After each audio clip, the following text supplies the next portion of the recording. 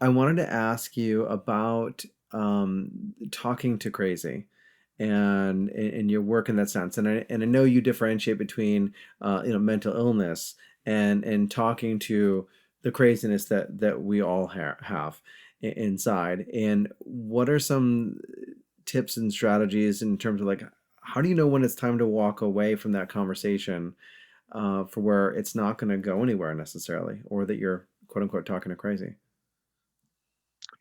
Well, so a little background about why did I write the book. So when I wrote Just Listen, which is in 25 languages, I'm kind of humbled by that because there was no advertising, no book tour, no anything. So it just word of mouth seems to be still going pretty well. Um, there were two chapters that got a lot of attention. One was steer clear of toxic people. And there's a chapter in Just Listen called How to Go from OF to OK. It's a way to calm yourself down. It's a way to talk yourself down from DEFCON 1 to DEFCON 5.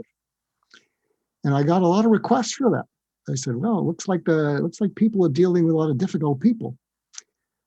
So talking to crazy is how to deal with the irrational and impossible people that drive you crazy. It's not about mental illness. I'm very compassionate. I mean, I was a suicide expert. Here's a little unsolicited marketing tip. This is the way the world is. I took a lot of heat from the psychiatric and psychological profession. They say, how can you write a book called Talking to Crazy? Don't you realize how much stigma there is? Don't you realize how difficult it is we can get for people to ask for help? I said, have you read the book? They said, no. I said, first of all, it's not about mental illness. It's about people who drive you crazy. And the point is, if a tree falls in the forest and nobody hears it, does it make a sound? You didn't read the book, but you called me. Why? Because people can relate to it.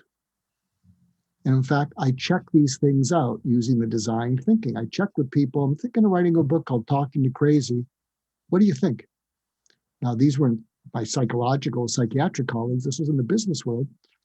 And just as when the why cope when you can heal caused people to cry, when I asked people, I'm thinking of writing a book called Talking to Crazy. What do you think? They didn't cry. They smiled. They said, I need that today. What do you mean? I talk to crazy every day. They drive me nuts. Yeah. You got a chapter when the crazy person's yourself? Oh, yeah, we cover that. We cover that. So that led to Talking to Crazy. And here's something that people who drive us crazy all have in common. And I could mention politics, but I'm not going to. But you'll understand what I'm talking about. The way people drive us crazy and get the better of us is they frustrate us, they anger us, they offend us, and they push us into our rage. They outrage us. And if you're uncomfortable with being outraged because it flirts with becoming enraged, and that's not who you believe yourself to be, you'll do anything to get away from them. You'll appease them because you're so uncomfortable with becoming enraged. So here's some tips. On a sheet of paper, put a line down the middle, and on the left side, write down all the people that give you energy, that you love having conversations with, that you should spend more time with, that you really need to thank them for being in your life, and do that. Because if you take them for granted because you're dealing with the people on the right side of the sheet, that's not a good thing. And the people on the right sheet are the people that drive you crazy. Just the sound of their name, just a text message, you get a knot in your stomach and in your throat. And they can be this cloud over your head for the whole day, and you'll try to avoid it. And one of the reasons you'll try to avoid it is because they drive you crazy. And what they do that drives you crazy is they will have a conversation that frustrates you, angers you, and outrages you. And so you avoid it. So now here is a couple tips. And what you really want to do when you make that list is those people on the right side who drive you crazy, you want to do an assessment. What are the positive things that I'm getting from them to make up for the negative things?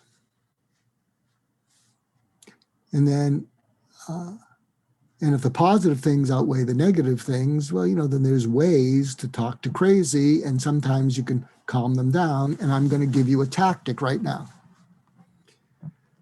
So here's a magical tactic called the FUD CRUD. Why is it called the FUD CRUD? Because you'll remember it, just like 1116. It's memorable. People say, what the heck is FUD CRUD? I'm glad you asked. And you can use this in your relationships because it's magical. So imagine someone is venting at you, whining at you, complaining, or someone who's sullen. Those people drive you crazy. So know ahead of time that they're going to pull that, because they know if they drive you crazy and they get you off balance, they can go for the jugular and you're toast. And so knowing that they're going to do that, don't expect them not to do it. Hold a little bit of yourself back. Don't be aloof, but hold a little bit of yourself back. And then when they do that, I have a saying, poise begins with a pause. So what you do is you pause. And when you pause, they're going to get nervous because their manipulation did not work. And you stay with them, and they're going to get very nervous. And this is what you say in this tone of voice. You sound frustrated, and I think you're holding back. They're going to go, what? Yeah, you sound frustrated, and I think you're holding back because I think you're upset and disappointed. That's the FUD. What? Yeah, no, you sound frustrated, but I'm guessing you're upset and disappointed too. So, can you fill me in on all those? And why that works is because, see, if you say to someone, you sound upset, they feel like you're scolding them. If you say to someone, you're angry, they say, I'm not angry. They take it as talking down to them, but everybody will talk about being frustrated because everybody's frustrated. So they lean in, they say, yeah, tell me what you're frustrated about. And then they tell you, and then one of my deepening empathic exercises is whenever they say whatever they're frustrated about, you say a little bit more. So you get them to open up even more. And then you transition to upset, which is what are you angry about, but you use the word upset. What are you upset about? And you don't disagree with them. You can say, you're from your point, I can understand all that. Wow, I can see, from looking at the situation from your point of view, I think I'd feel the same way. And then you have them talk a little bit more about that. Then you say, what are you disappointed about? Disappointed in me, disappointed in that we're here in the situation, maybe disappointed in yourself. And John, maybe you can see that you're going through the layers of an onion. And by the time you get using surgical empathy, all this stuff off their chest, by the time they're talking about disappointment, it may not be a full dialogue, but there's an exchange going on. They're calmer. Mm-hmm. And then what you say, going forward, what needs to be different so you don't have to go through that again? So does that make any sense? It does. I love that. But you had said the FUD CRUD, right? Did I get that right? Did we cover the CRUD part? Well, the CRUD is just I could say the FUD technique, but okay.